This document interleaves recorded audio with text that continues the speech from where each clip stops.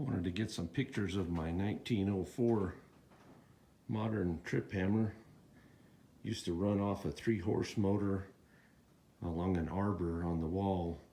Done a little conversion to it. Put just a small electric motor. Seems to work fine.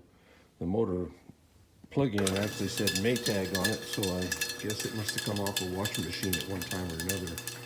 So here's the hammer in action.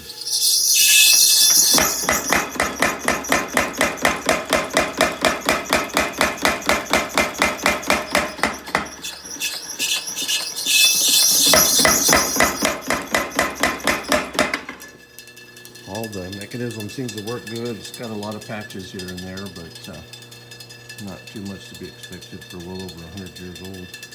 Anyway, I hope you enjoy seeing my hammer. Thank you.